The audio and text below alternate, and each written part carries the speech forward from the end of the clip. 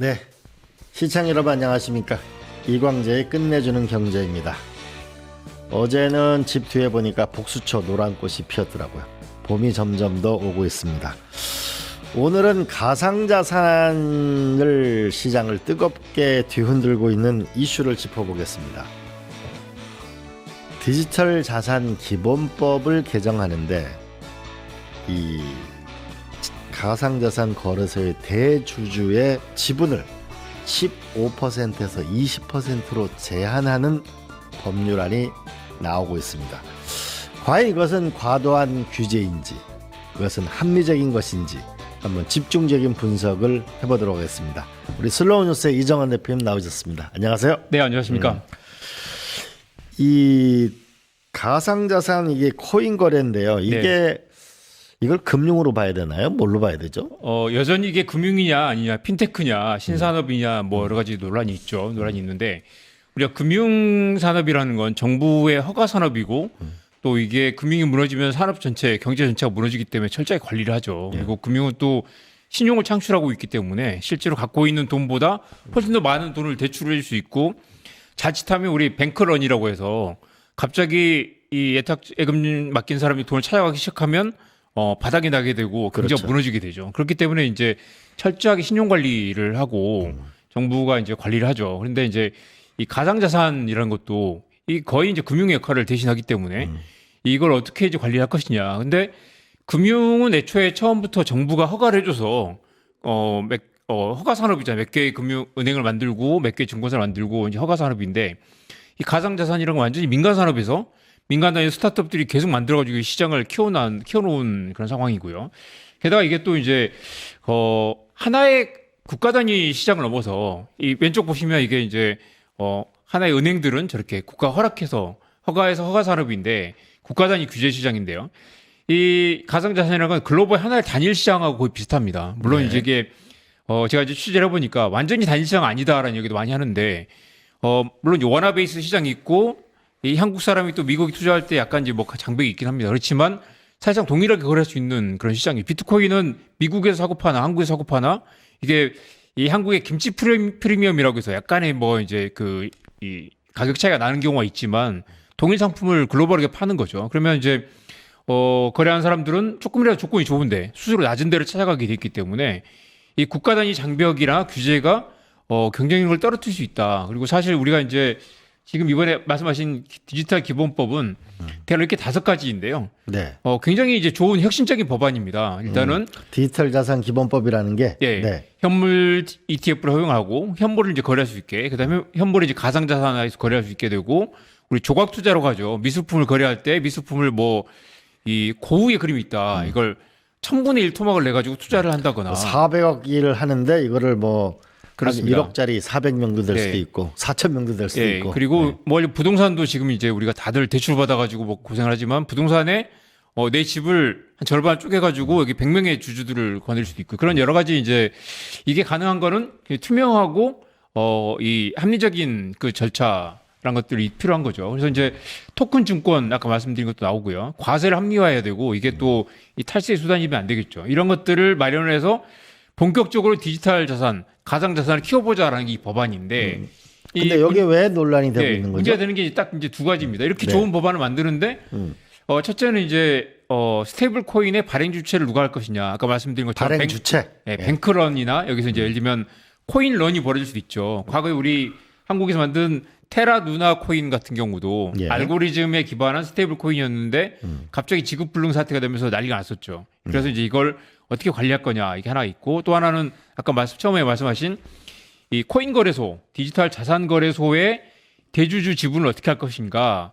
이게 갑자기 이 기본법을 만드는데 갑자기 툭 끼어들어가지고 이렇게 좋은 법이 다들 찬성하고 빨리 통과돼야 된다고 하는데 특히 두 번째 이 대주주 지분 논란이 끼어들면서 갑자기 발칵 뒤집혔습니다. 왜 이 법안에 누가 이걸 들이미느냐, 이걸 어떤 의도로 이런 걸 만드느냐라는 논란이 있습니다. 자, 잠깐 하나하나 짚어보도록 하죠. 먼저 누가 발행하나라는 부분에 있어가지고 이게 한국은행이 발행해야 된다. 아니다, 안전해야 되니까 이게 금융은행이 해야 된다. 아니다, 이건 핀테크가 해야 된다. 이런 논란이 많은데 이 세계적인 흐름은 어때요? 그러니까 이창용 그 한국은행 총재 같은 경우는 당연히 이게 이제 원화를 대체하게 되고 원화 기반 스테이블 코인을 만들면 사람들이 이제 우리 신용카드 쓰는 것처럼 신용카드는 기본적으로 현금이 오고 가는 거잖아요. 근데 그렇죠. 이제 현금이 아니라 이 원화 기반 토큰을 쓰게 되면 이 간단한 건 그런 겁니다. 0.1초 단위로 순식간에 예를 들면 우리가 배달의 민족에서 주문하면 돈이 배달의 민족에 갔다가 가맹점에 가게 되죠. 그리고 그 중에 일부를 또 이제 그 배달 기사한테 주게 되는데 예를 들면 우리가 이제 상상할 수 있는 미래에서 이제 가상자산 거래라는 건 코인 거래라는 건 거래하는 즉시 바로 그 돈이 쪼개져가지고 쭉 뿌려지는 거예요. 그렇게 되면 배달의 민족이나 중개자가 없을 수도 있고 배달의 민족이 아니라 어떤 이제 그런 플랫폼이 사라지고 이 주문자와 가맹점주와 배달기사가 적정 비율로 순식간에 나눠 갖는 주문이 끝내자마자 카드 결제까지 이어지는 게 아니라 이제 그렇게 동시에 일이 벌어지는 그런 거래 시스템을 만들 수 있는데요. 그렇기 때문에 원화를 대체하기 때문에 한국은행에서는 이걸 금융기관이 해야 된다. 네. 그리고 은행에 걸맞는 수준의 규제가 필요하다는 게 왼쪽에 있는 거고요. 오른쪽에 핀테크 업체들은 이게 과거의 은행처럼 그렇게 규제할 수는 없다. 왜냐하면 이거는 쪼개고 토막치고 기존의 거래를 뛰어넘어가지고 완전히 뭐 어떤 레버리지 일으키고 혁신 산업을 만들어야 되는데 은행이 기존의 은행처럼 가져가면 안전하긴 하겠지만 혁신성이 떨어진다. 그것도 또 핀테크가 가져가면 혁신적인 변화를 만들 수 있지만 또 안정성이 떨어진다라는 게 있고요. 지금 이제 이것도 아까 두 가지 쟁점이라고 했지만 이 첫 번째 쟁점은 거의 정리가 됐습니다. 그래서 관련된 참여한 이제 금융기관들과 유관기관들, 한국은행, 재정경제부 등이 만장일치하는 조건으로 인가를 하자. 그래서 이제 혁신을 좀 키워주되 안정성을 보장하자라는 정도로 이미 정리가 돼 있는 상태입니다. 그래서 아마 은행하고 그 핀테크하고 아마 결합된 형태가 되지 않을까. 근데 네. 문제는 네. 15%의 이 제한, 네. 이 대주주 지분 제한이 당초에는 없었는데 이게 갑자기 등장했다. 이게 그렇습니다. 왜 이러냐 이런 게 지금 뜨거운 논쟁인데 이건 네. 뭐죠? 그러니까 민주당에서도 이걸 이제 잘해보자. 또 이 이재명 정부는 특히 또 아까 말씀드린 5가지 그 규정들 있죠. 이렇게 이제 기본법을 통해서 이 스테이블 코인, 그다음에 코인 생태계를 키워보자. 가상자산 시장에서 한국이 앞장서 보자. 전 세계 글로벌 톱이 돼보자라는 이 가상자산 생태계를 키우려는 그런 이제 원대한 꿈을 가지고 있는데 갑자기 이 지분 제한 이슈가 끼어들었어요. 그래서 보면 이제 이 업비트 그림 보세요. 이 업비트와 빗썸이 사실 한국의 이제 97%를 차지하고 있습니다. 이 업비트는 우리 두나무라고 하죠. 두나무가 운영하는 데가 업비트인데 업비트가 이 거래 규모로 보면 세계 3위 정도 되기도 하고요. 이 거래 규모 계속 다르긴 하지만 굉장히 한국에서 글로벌 수준에 맞먹는 규모의 가상자산 거래소를 보유하고 있습니다. 그런데 문제는 이제 이 주요 5대 자산 거래소로 보면 업비트는 송치영 의장이 26% 정도를 가지고 있고요. 빗썸은 빗썸홀딩스가 74%를 가지고 있습니다. 빗썸은 물론 이제 과거에 그 오지급 사태라든가 몇 가지 이제 그 관리 문제가 있어가지고 그런 이슈들 때문에 대주주가 이렇게 많이 가지고 있어도 되느냐. 또 예를 들면 이게 반대하는 입장에서는 이게 어떤 공적 인프라인데 공적 인프라를 이렇게 개인이 많이 가지고 있어도 돼라는 문제를 갖게 되겠죠. 이 보시면 코인원 같은 경우는 차명훈 CEO가 53%를 가지고 있고요. 코빅과 코박스도 각각 61, 68% 정도로 대주주 지분이 높습니다. 그래서 이제 이 대주주 지분을 15에서 20%까지 우리 이제 증권거래소 말고 대체거래소가 있는데 대체거래소 수준 낮추자. 대체거래소가 15%니까 그 정도 낮추자라는 게 이 법안에 끼어든 새로운 조항입니다. 근데 한편으로는 너무 이 과도하게 그 지분을 많이 갖게 됐을 때 그 사람은 횡포라든지 이거 네. 제어 수단이 없다. 오히려 낮추는 게 맞다. 이렇게 되는데 그건 어떻게 봐야 돼요? 저도 처음에 이제 취재하면서 그렇게 생각을 했죠. 업비트는 이렇게 뭐 수조 원 단위 거래가 오고 가고 세계 3위 거래소고 이게 나중에 은행을 대체하게 될 텐데 이런 한 뭐 거대 공적 인프라를 한 개인이 뭐 25%를 60% 가지고 있어도 되는가라는 이제 의문이 있었죠. 그런데 네. 사실 그 부분에서 이 법안이 이제 들여다보니 약간 논란이 되는 게 이 우리가 네이버도 과거에는 이해진 의장이 거의 그 뭐 3분의 2 이상 지분을 갖고 있었죠. 그런데 이게 계속 투자를 받고 상장하고 이 IPO하고 기업 공개로 주주가 늘어나면 지분이 줄어들게 되죠. 줄어들게 되는데 이 그런 과정인 거죠. 이 업비트나 빗썸은 이제 스타트업일 뿐이고 이제 막 회사를 키워가는 단계에서 이제 지분이 높고 이 과정에서도 이제 미래에셋과 합병을 한다든가 네이버 합병하는 그런 이슈들이 있습니다. 그러려면 합병과 성장과 지분 투자를 하려면 대주주가 압도적인 이 의사 결정권을 가지고 있어야 되겠죠. 만약에 쪼개져 버리면 사실 이제 어느 정도 성장한 단계에서는 쪼개져서 안정적으로 운영하면 되고 전문 경영이 들어오면 되지만 아직 이 빗썸과 업비트는 그 단계 초기 단계다라는 게 있고요. 이 찬반 논란을 좀 살펴보면요. 네. 말씀하신 대로 이 찬성한 입장에서는 이게 공공 인프라다.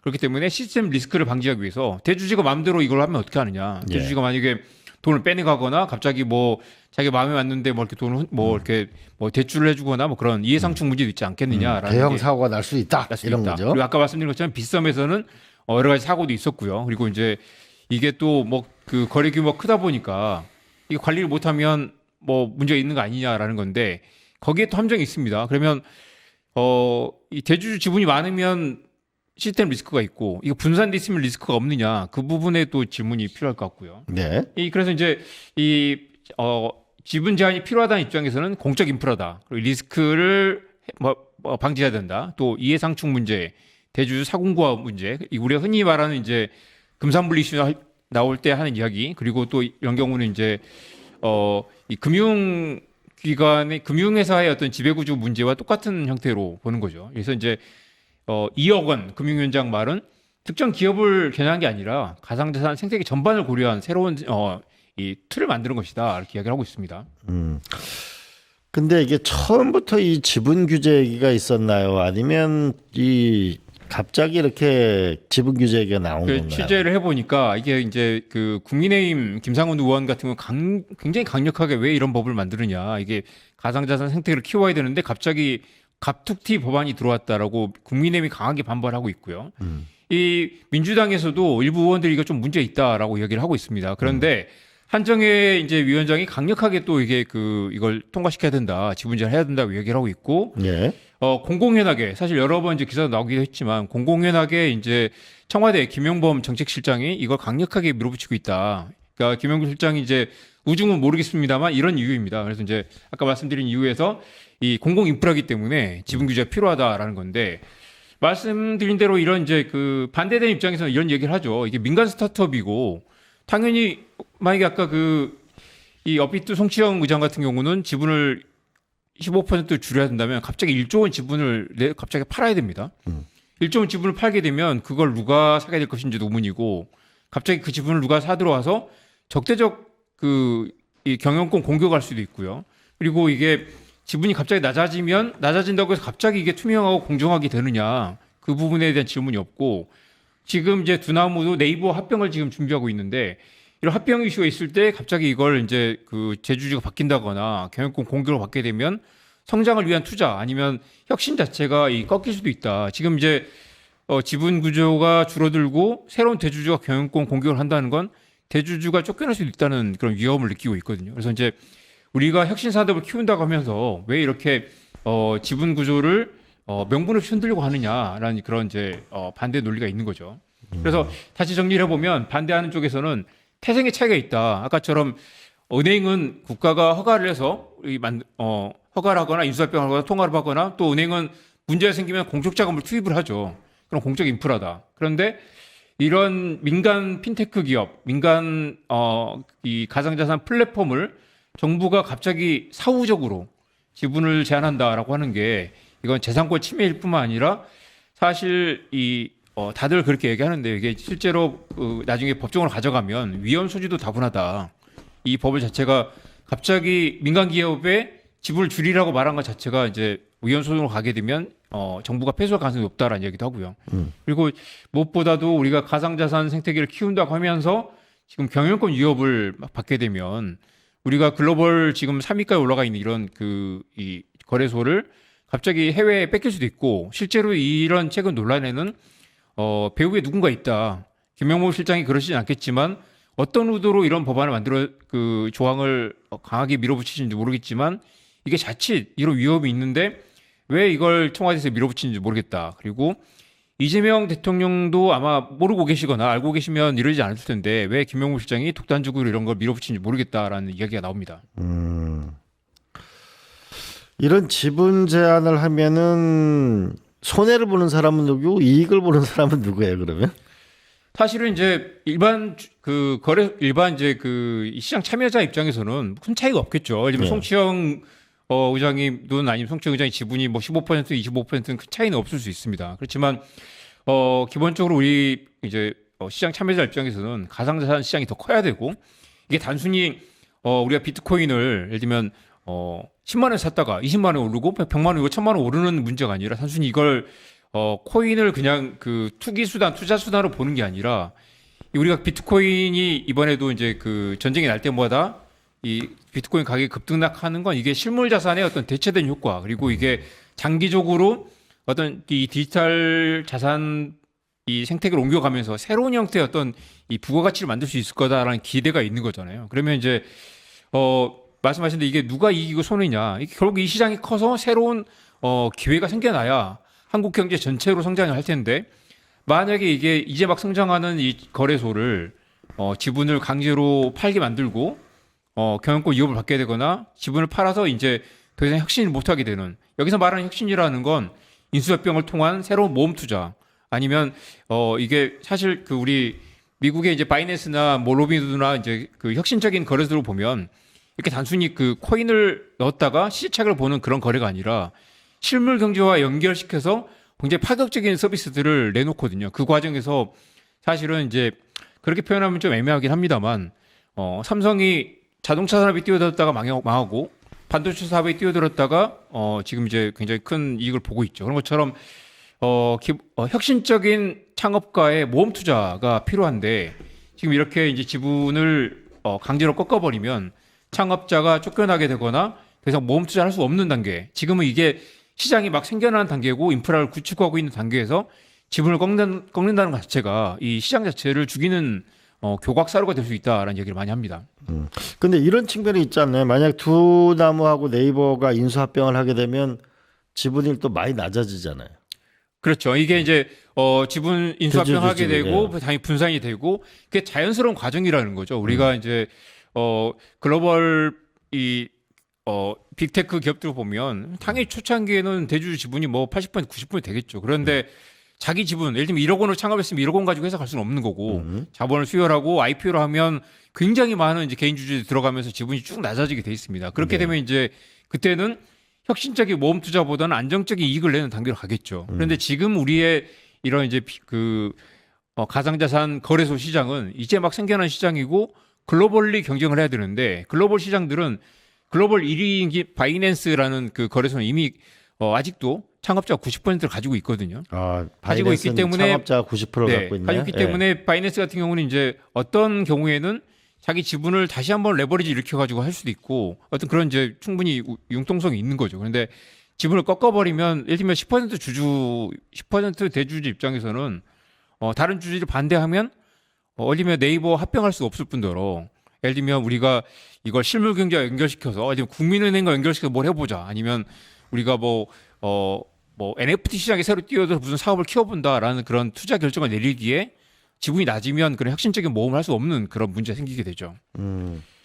민주당의 입장은 뭔가요? 민주당은 의원마다 이 입장이 좀 엇갈리고 지금 이제 민주당에서 이 디지털 자산 TF 태스크포스를 만들었는데 태스크포스의 전문위원들은 압도적으로 이 법 안 된다. 이렇게 제가 말씀드린 것처럼 이제 저도 처음에는 공공 인프라로서 성격이 있기 때문에 어느 정도 이런 측면이 있겠다고 생각했고 저도 약간 좀 대주주가 네. 너무 큰 것보다는 합리적으로 조정이 되는 게 좋지 맞습니다. 않나 그 이런 부분은 생각이 다들 드는데 인정을 하죠. 그렇지만 대주주 지분을 대주주를 법으로 견제하는 이렇게 딱 것과 강제하는 건 15%. 견제하는 것과 강제로 지분을 내다 팔게 하는 건 전혀 다른 문제다. 그래서 태스크포스의 전문위원들은 압도적으로 반대를 하고 있습니다. 네. 그러니까 민주당은 태스크포스를 만들었는데 태스크포스 위원들이 반대를 하니까 갑자기 이제 난처하게 된 상황이죠. 그런데 또 청와대는 강하게 밀어붙이고 있고 그래서 청와대와 이 태스크포스 사이에 지금 절충안을 만드는 단계인데요. 지금 그 방안이 논의를 하고 있는 상태입니다. 그럼 이 법안은 정부 발의 입법이었어요? 아니면 그 민주당 발의? 금융위원회 발의 입법입니다. 금융위원회 지금 발의를 했고 그러면 정부 발의 입법으로 넘어올 때 15% 제한이 있었어요? 없었어요?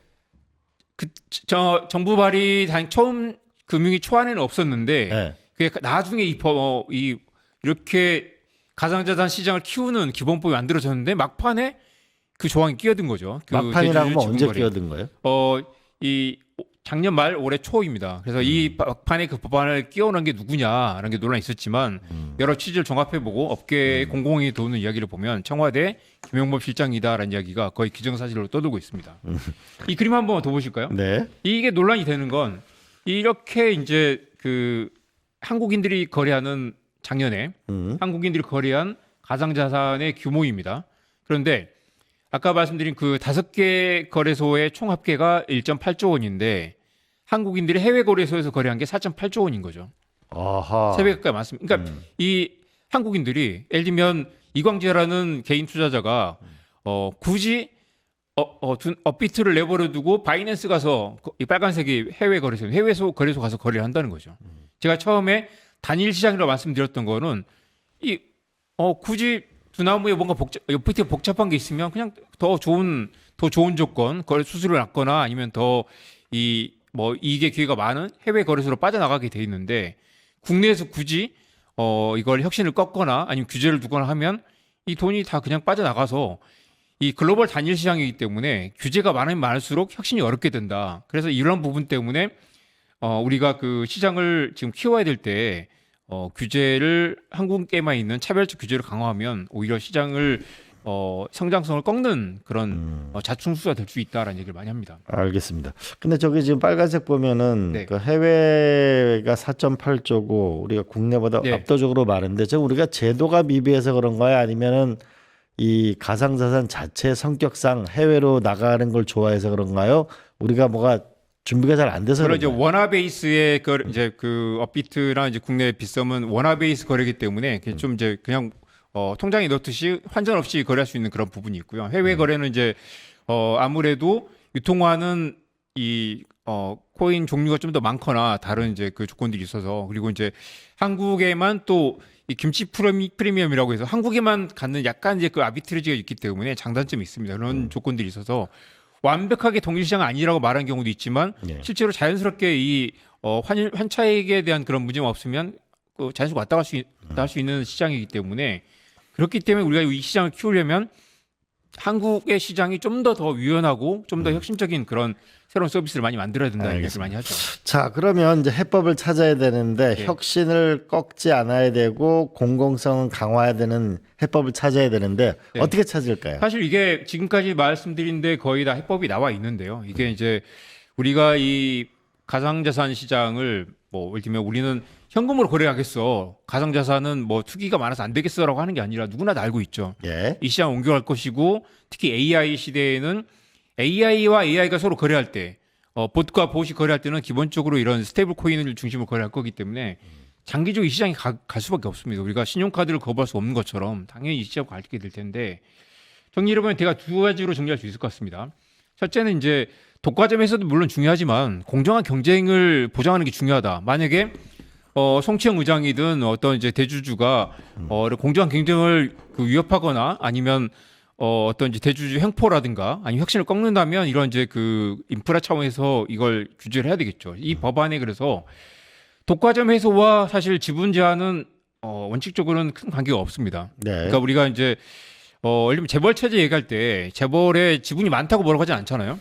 지분을 강제로 팔려고도 하진 않습니다. 대신 이제 지분에 맞는 수준의 지배를 행사하라는 게 재벌 개혁의 핵심이었죠. 그처럼 두나무나 업비트나 그 빗썸이 대주주 지분이 많다고 해서 문제가 아니라 독과점 해소를 하려면 장기적으로 경쟁을 투명하게 그리고 이 자본 유입이 좀 잘 돼서 지분을 강제 분산하는 것보다 혁신적인 성장할 수 있도록 돕고 그 과정에 자연스럽게 지분이 낮아지게 유도하는 게 맞을 것 같고요. 대신 이제 물론 공정한 경쟁을 보장하는 그런 이제 안전장치들을 둬야 되겠죠. 실질적으로 이용자를 보호하려면 일단은 우리 금융시장이나 기업 지배구조의 핵심은 또 투명하게 공시를 하게 하고요. 그리고 고객 자산에 대주주나 이제 경영진이 임의로 자산을 건드리지 못하게 자산을 안전하게 보호하는 안전장치를 둬야 될 거고요. 또 내부 통제를 강화하고 내부 또 이 지배구조를 투명하게 하는 그런 것들이 필요할 텐데 사실 방금 말씀드린 두 가지 해법과 지분을 강제로 매각하게 하는 건 사실 전혀 다른 문제이긴 합니다. 저도 취재하면서 대주주 지분이 너무 많은 건 문제 아니야. 늘 생각을 버릴 수가 없지만 일단은 위헌적인 어떤 특정 기업이 갑자기 성장해서 규모가 커졌다고 해서 지분을 강제로 팔게 할 수는 없다. 그리고 이게 장기적으로 공공 인프라가 될 거라고 본다면 그럴수록 혁신을 보호하되 어떤 이제 안정장치를 두는 형태로 시장의 규율을 만드는 게 필요할 것 같습니다. 네, 이 상당히 해법이 복잡하겠네요, 그죠? 두 가지만 제가 코멘트로 뽑아봤는데요. 네. 그래서 아까 민주당 민병덕 의원도 이런 말을 합니다. 그래서 이제 이 민주당도 굉장히 난처한 상황이죠. 청와대에서 강하게 밀어붙이고 있기 때문에 마차 시대 규제로 자동차를 운영할 수는 없다. 혁신 산업에 우리가 만들어야 될 것은 통제 틀이 아니라 신뢰 구조다. 그래서 이제 신뢰가 필요하다. 이제 지분을 강제로 매각하는 게 결코 신뢰를 만들어주지 않는다. 지금 송치영 의장이 25%된 것과 15% 줄어든다고 해서 갑자기 투명하거나 뭐 대주 형폭 없어지거나 갑자기 공정한 거래가 이루어지진 않죠. 그건 완전히 별개의 문제다. 그리고 이제 그 자문위원단이나 전문가들도 똑같은 이야기를 하는데요. 규제를 쌓는 법이 아니라 당연히 원래 처음에 취지가 그렇거든요. 혁신과 경쟁을 뒷받침하는 제도적 기반이 돼야 된다. 그래서 이제 규제가 필요하다면 하겠지만 규제 만능주의 그리고 이 규제가 과연 실효적인 효과가 있는가를 당연히 검토를 해야 된다. 그런 얘기를 많이 합니다. 네. 국회에서 이 가상자산을 이제 더 늦추지 말고 투명화하고 공정화하고 합리적으로 만드는 시스템을 빠른 시일 내 만들어주기를 희망합니다. 슬로우뉴스 이정하 대표님 고맙습니다. 저는 잠시 광고 보고 다시 찾아뵙도록 하겠습니다. 파타타타 증권홍합